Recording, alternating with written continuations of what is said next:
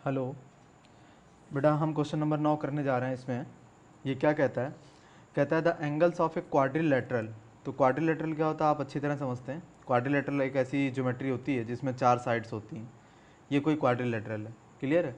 तो इसके जो एंगल्स हैं, ये एंगल ए है, ये एंगल बी है, ये एंगल सी है और ये एंगल डी है। ये आपके कह रहा है एपी में है। अगर एपी में कोई भी 4 टर्म आपको कंसीडर करने होते हैं, क्योंकि मेरे पास इसमें 4 एंगल हैं, तो आपको किस तरह से करने होते हैं? वो होते हैं बेटा a-3d, ठीक है, और a-d, a+d और क्या a+3d। ये आपके 4 एंगल इस तरह से आपको कंसीडर करने होते हैं। समझ गया कि नहीं समझ गया? अब आगे देखो, इसने कहा है कि the angles of a quadrilateral are in AP. तो एपी में मैंने चारों एंगल मान लिए। अब क्या कह रहा है, इन चारों का सम कितना होगा पहले आप ये सोचो। तो चारों एंगल का जो सम है वो 360 डिग्री होगा। तो अगर मैं ऐड करता हूँ इनको, क्या करता हूँ, ऐड करता हूँ, तो a-3d plus a-d plus a+d और प्लस a+3d, ये पूरी वैल्यू कितनी हो जाएगी जा करके? ये हो जाएगी आपकी जा करके 360 डिग्री। जो कैंसिल होता है उसे कर दो। इस 3d से ये 3d कैंसिल, इस d से ये d कैंसिल, तो क्या बचता है बेटा? आपके पास बचता है 4a और ये किसके इक्वल है? 360 डिग्री। तो यहाँ से a कितना आ जाएगा? a आ जाएगा आपका जा करके 90 डिग्री, ये आ जाएगा आपका। a की वैल्यू पता हो गई। अब आगे देखो इसने क्या कहा है। इसने कहा and the greatest is double the least.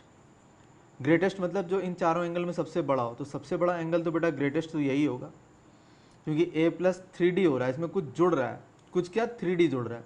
और लीस्ट क्या होगा? ये लीस्ट हो जाएगा आपका, क्योंकि इसमें 3d सब्ट्रैक्ट हो रहा है। तो कह रहा है the greatest is double the least. Greatest मतलब बेटा आपका a+3d, a+3d ये चीज़ डबल है आपके लीस्ट की, मतलब a-3d से डबल है। ये क्लियर होगी बात? तो इसको सॉल्व करूँगा तो क्या आएगा? a+3d that is equal to 2a-6d।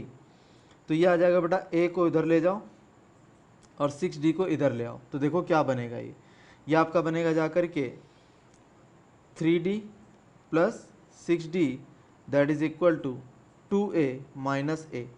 तो यहाँ से a कितना आ जाएगा? a आ जाएगा आपका 9d। a कितना आएगा? 9d। या d इज इक्वल टू आ जाएगा आपका जा करके a/9। अब जरा गौर करो, a खुद में दिया हुआ है 90, a कितना आ गया? 90। तो 90/9 इट विल गिव यू 10।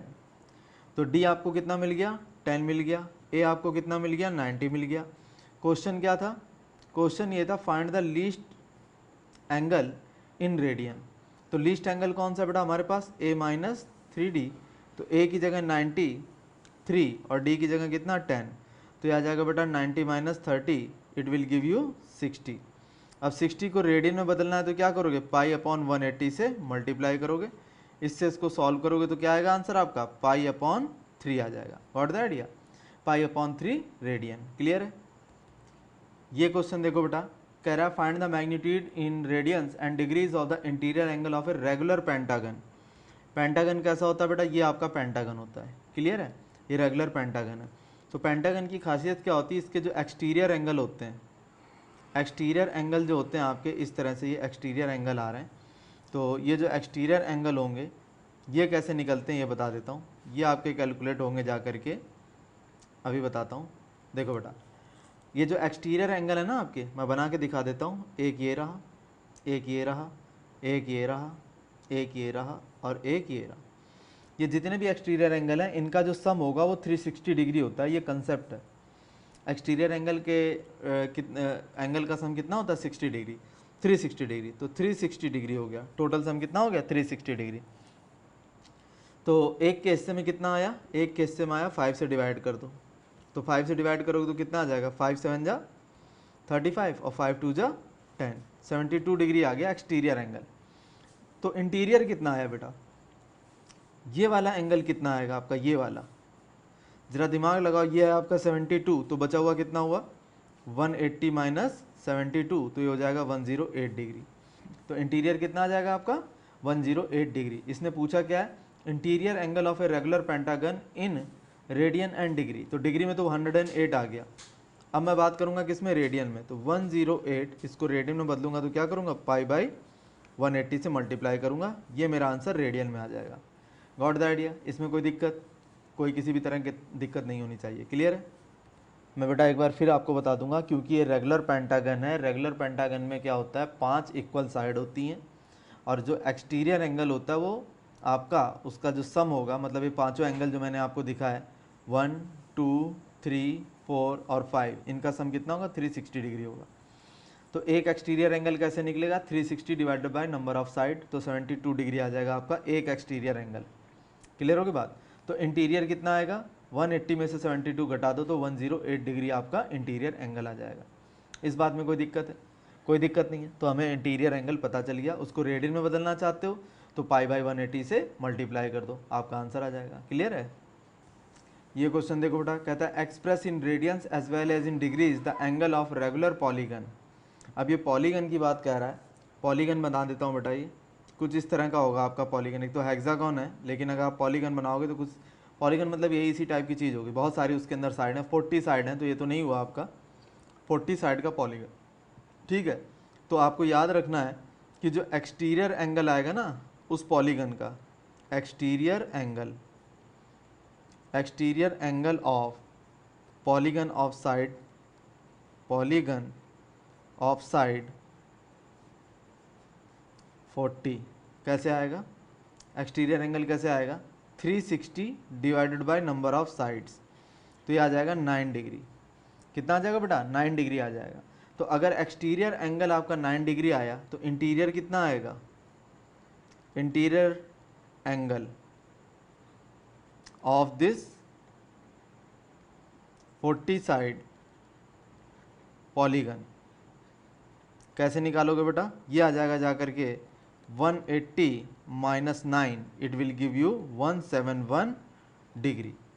समझ आ गया? दोनों को मैंने डिग्री में निकाल लिया, यहाँ तक कोई दिक्कत नहीं।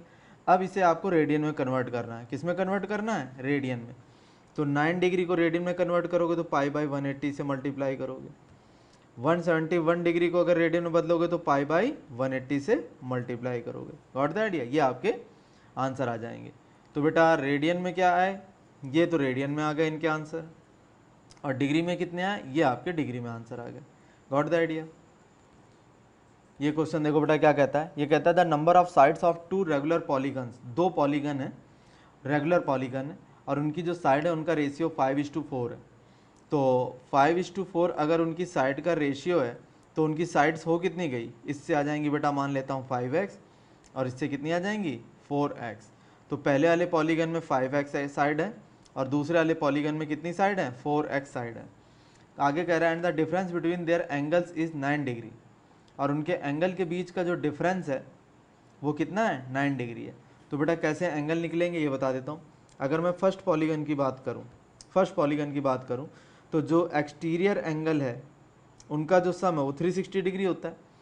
तो फिर एक एक्सटीरियर एंगल कितना होगा, अगर उसको नंबर ऑफ साइड से डिवाइड कर दें तो ये क्या आ गया, ये एक्सटीरियर एंगल आ गया आपका। कितना आ गया, एक्सटीरियर एंगल, पॉलीगन 1 का एक्सटीरियर एंगल आ गया। अब मैं बात करता हूँ किसकी, सेकंड वाले की।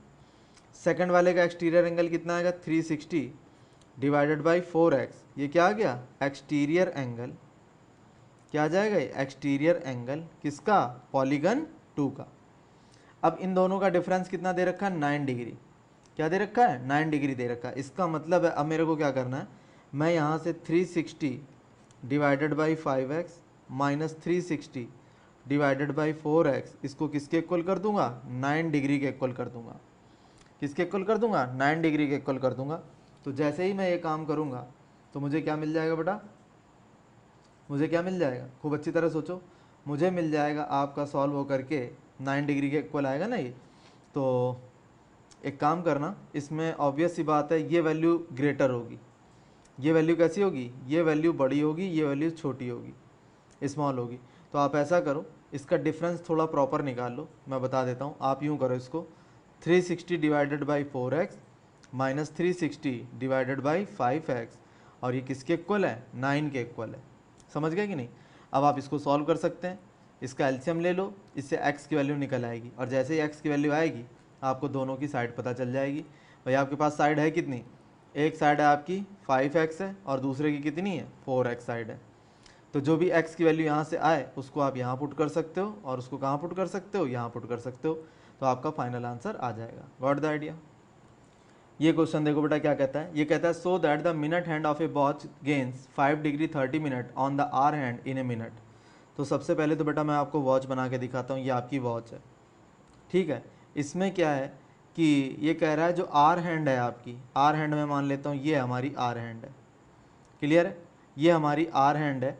और अब मैं बनाने जा रहा हूँ इसकी मिनट हैंड, क्या बनाने जा रहा हूँ, मिनट हैंड बनाने जा रहा हूँ। ये है मान लो मिनट हैंड, मिनट हैंड थोड़ी सी लंबी होती है, पता होगा आपको, ये आपकी मिनट हैंड है, ठीक है।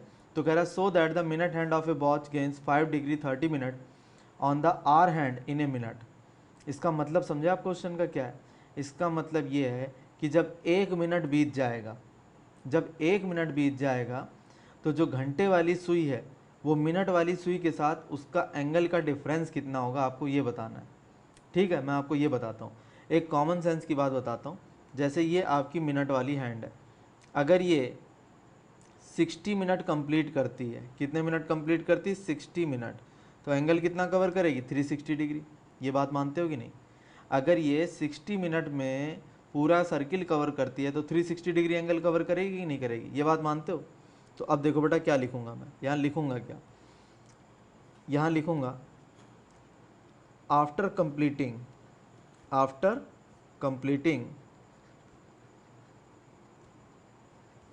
1 hour by minute hand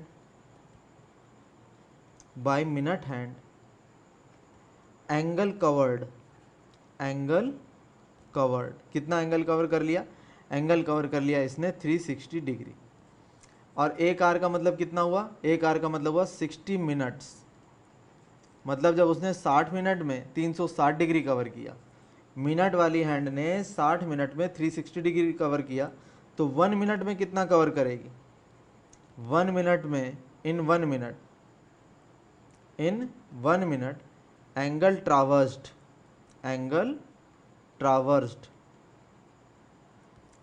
by minute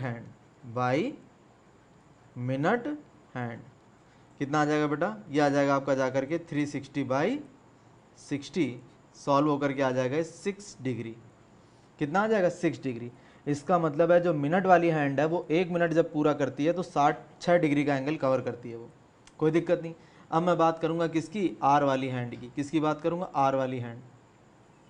एक बात बताना, आर वाली हैंड 12 घंटे जब पूरे हो जाते हैं, यहाँ 12 घंटे पूरे हो गए तो जा करके वो 360 डिग्री कवर करती है, ठीक है। तो 12 घंटे में 360 डिग्री, दिमाग लगाना भाई जरा, जो आर वाली हैंड है वो 12 घंटे में 360 डिग्री कवर करती है, तो क्या लिखोगे, बिकॉज इन 12 आवर्स एंगल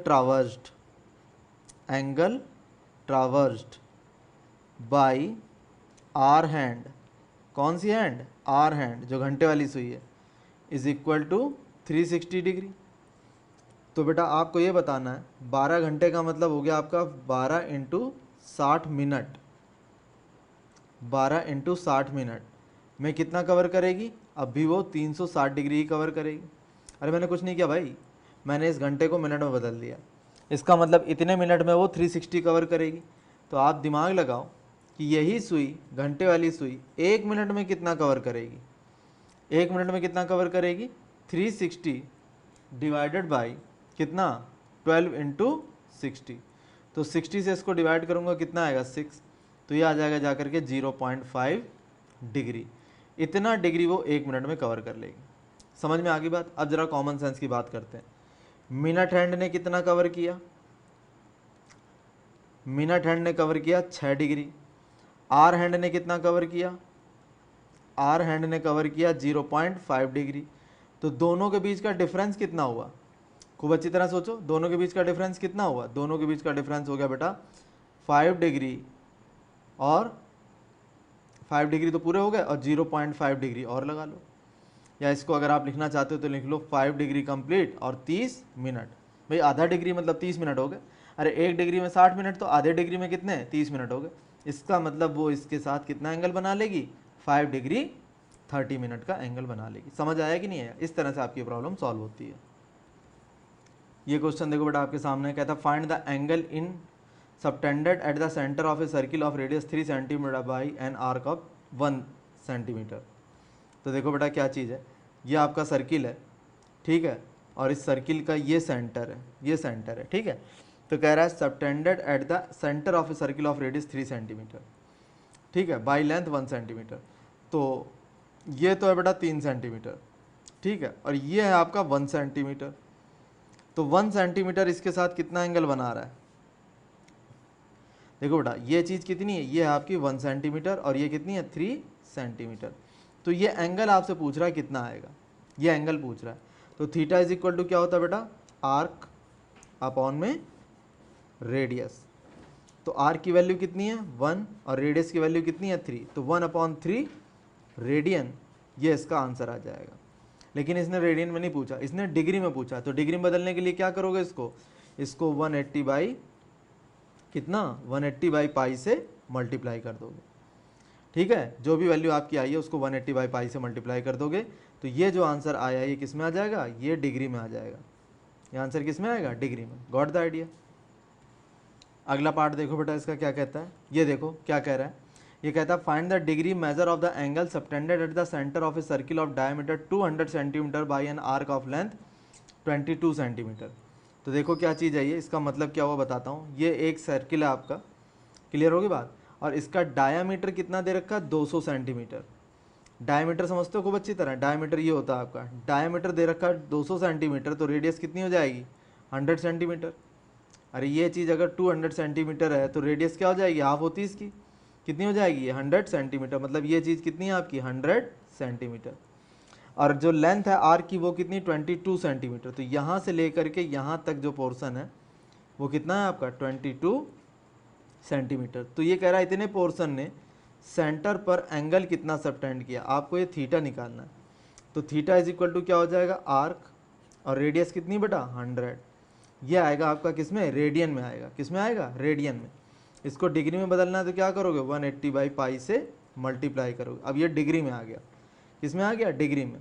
अब आगे जरा ध्यान देखना, ध्यान देना इसमें, 22 बाई 100 मल्टीप्लाई 180 अपॉन पाई की जगह क्या लिखोगे 22 बाई 7। तो ये 7 ऊपर चला जाएगा, इस 22 से 2 कैंसिल हो जाएगा, एक जीरो से एक जीरो कट जाएगा, क्या आएगा 18 मल्टीप्लाई बाई 7 अपॉन 10 डिग्री। इतना आपका आंसर आएगा। गॉट द आइडिया एक नॉट, 18 मल्टीप्लाई 7 अपॉन 10, ये आपका आंसर आ जाएगा। क्लियर है, क्योंकि फार्मूला क्या होता है आपका, angle is equal to arc upon radius, ये फार्मूला होता है, ठीक है। आर्क क्या चीज़ होती है, आर्क होती है आपकी ये चीज़ आपकी आर्क होती है, और रेडियस तो आप खूब जानते हो, ये चीज़ आपकी रेडियस होती है, सेंटर से उसको मिलाने वाली लाइन। और एंगल आपका ये बना ही रहा है, ये एंगल हो गया आपका। ध्यान रखना it should be in radian, radian में होता है, जो भी आंसर आएगा वो रेडियन में आएगा, फिर उसे हम डिग्री में कन्वर्ट कर लेंगे। Got the idea. ये क्वेश्चन देखो बेटा आपके सामने, कह रहा है a wire 121 centimetre long is bent so as to lie along the arc of a circle of radius 180 centimetre. तो ये आपकी सर्किल है 180 सेंटीमीटर का सर्किल है, ये 180 सेंटीमीटर का, ठीक है। तो ये हो गया आपका यहाँ से यहाँ जा करके 180 सेंटीमीटर, ये हो गया आपका, ठीक है। अब इस पर 121 सेंटीमीटर लॉन्ग एक वायर आपने बेंड करके रख दिया है। यहाँ से आपने इस तरह से 121 सेंटीमीटर का एक वायर यहाँ रख दिया है। क्लियर होगी बात, आपने वायर यहाँ से यहाँ तक रख दिया है। क्लियर होगी बात, ये इस तरह से। तो कह रहा है बताओ ये जो 121 सेंटीमीटर का वायर है, 121 सेंटीमीटर का जो डॉटेड वायर है, ये कितने डिग्री का एंगल बनाएगा सेंटर पर, मतलब ये थीटा पूछ रहा है। तो थीटा इज इक्वल टू क्या होता है, आर्क और अपॉन क्या, रेडियस। आर्क कितनी है 121, रेडियस कितनी है 180। आंसर किस में आया, रेडियन में। पूछ किस में रहा है, डिग्री में। तो क्या करोगे इसको, आप इसको 121 अपॉन 180 मल्टीप्लाई 180 बाई पाई से मल्टीप्लाई करोगे। 180 से 190 कैंसिल हो गया, आपका क्या आ गया 121 अपॉन 22 बाई 7, ये 7 ऊपर चला जाएगा, तो ये आ जाएगा 121 डिवाइडेड बाई 22 मल्टीप्लाई 7। 11 टू ज़ा और 11 11 ज़ा, 11 का 11 से मल्टीप्लाई करोगे 121 आएगा।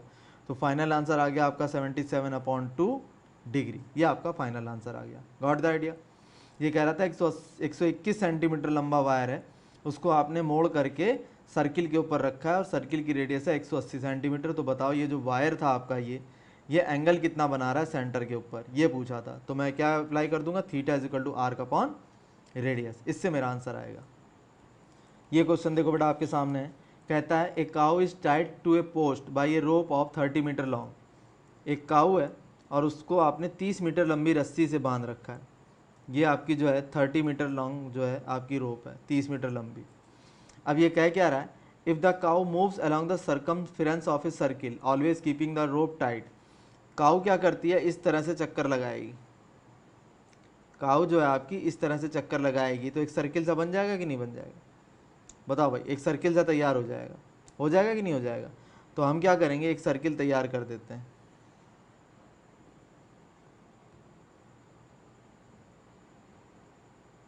ये सर्किल तैयार हो जाएगा, आप समझ आया कि नहीं। ये सर्किल तैयार हो जाएगा इस तरह का। काउ मूव करेगी आपकी, काउ जो है इस तरह से मूव करेगी, इस पर काउ जो है इस तरह से यहाँ से मूव करेगी, यूँ ऐसे चलेगी, ऐसे सर्कमफेरेंस बन जाएगा सर्किल का। कीपिंग द रोप टाइट मतलब always 90 degree. How far will it have gone when the rope has traced an angle of 105 degree. तो कह रहा है जब वो काउ ए पोजीशन से बी पोजीशन तक आई, यूँ घूमती हुई आई और एंगल कितना सबटेंड कर लिया, 105 डिग्री। तो ये रस्सी कितनी है आपकी, रोप कितनी है, ये रोप है आपकी 30 मीटर। ठीक है, ये खूंटा है भाई, एक ये ब्लू कलर का है, एक खूंटा है, इससे एक गाय बंधी है रस्सी से। ये ओ है आपका, ओ ए आपकी रस्सी है, रोप है 30 मीटर लंबी। अब गाय जो है चक्कर काटती है और एक सर्कुलर पाथ बनाएगी। तो जब वो ए पोजीशन से बी पोजीशन पर आ जाती है तो एंगल कितना सबटेंड करती है, 105 डिग्री। तो हमसे क्या पूछ रहा है, हमसे पूछ रहा है ये कि ये बताओ ए से लेकर बी तक की ये वाली जो कर्व वाली लेंथ है ये कैसे आएगी आपकी। तो ऑब्वियस सी बात है, ये क्या चीज़ है, ये तो आर्क है। क्या है, ये आर्क है और ये आपका एंगल है डिग्री में, इसको रेडियन बदल लेंगे। और ये क्या चीज़ है, रेडियस है। तो क्या आएगा formula, theta is equal to arc upon radius. Theta कितना है, 105 डिग्री है, इसको किस में बदल लूँगा, रेडियन में बदल लूँगा। Very important. आर्क मुझे निकालनी है और रेडियस कितनी दे रखी है, 30 मीटर दे रखी है। तो ये काम तो आसानी से हो जाएगा, इसको सॉल्व कर लो बस आप। आर की वैल्यू निकालनी है, इसको रोक लो, 30 का मल्टीप्लाई इधर कर दो, आपका आंसर आ गया। तो कंसेप्ट समझ में आया कि नहीं आया, कंसेप्ट जो था वो मैंने आपको बता दिया। क्लियर है। ये क्वेश्चन देखो बेटा क्या कहता है, कहता है find the ratio of the radii of the two circles at the centre of which two equal arc subtend angles of 30 degree and 70 degree. कह रहा है कि रेशियो निकालो रेडियाई का।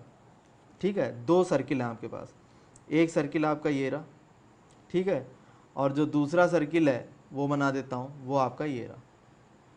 ठीक है, एक पर जो है एंगल आर्क बना रही है 70 डिग्री का एंगल और दूसरी पर 30 डिग्री का बना रही है। तो आर्क देखो, मैं आर्क बनाता हूँ बेटा, ध्यान देना। ये आर्क है, इतनी बड़ी आर्क है ये, और इतनी बड़ी आर्क मैं इस पर ले रहा हूँ। क्लियर है। अब जरा ध्यान से देखना होगा क्या, वो बताता हूँ आपको। यहाँ से ये जो एंगल सबटेंड कर रही है इस पर, ये कर रही है आपका 70 डिग्री।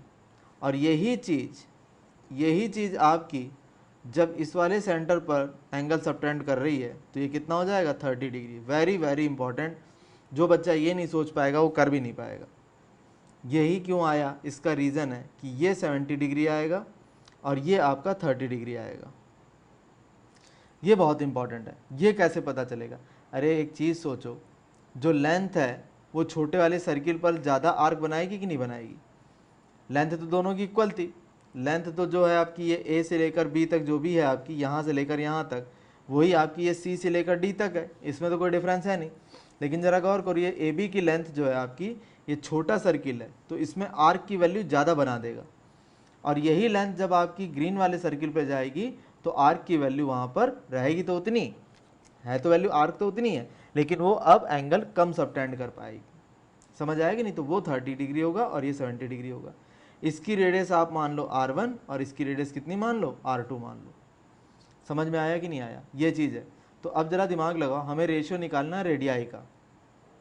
तो ये L है और ये भी L है। तो पहले वाले केस में 70 इंटू पाई बाई 180, ये तो हो गया बेटा क्या, थीटा, और ये किसके इक्वल है, आर्क अपॉन R1।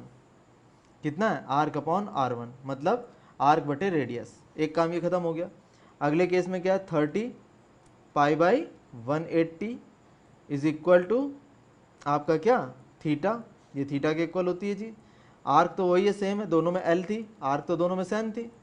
जो ये वैल्यू है वही आपकी ये वैल्यू है, और रेडियस कितनी है, R2। ये समझ में आया कि नहीं आया। तो ये कह रहा था उनकी रेडियाई के बीच में रेशियो निकालो। ठीक है, तो एक काम करो, आपको क्या करना है, इसको मान लो इक्वेशन नंबर 1 और इसे मान लो इक्वेशन नंबर 2। अब क्या करो आप, इक्वेशन 1 डिवाइडेड बाई इक्वेशन 2 ये कर दो। तो जब आप इक्वेशन 1 डिवाइडेड बाई इक्वेशन 2 करोगे तो देखो क्या आएगा, आगे बताता हूँ। देखो बेटा, इक्वेशन 1 डिवाइडेड बाई इक्वेशन 2 क्या आ जाएगा, यह आ जाएगा 30 pi by 180 divided by 70 pi by 180 is equal to L upon R2 divided by L upon R1। इस L से ये L कैंसिल हो गया, ये R1 ऊपर चला जाएगा, तो क्या आ जाएगा, ये आ जाएगा R1 डिवाइडेड बाई R2।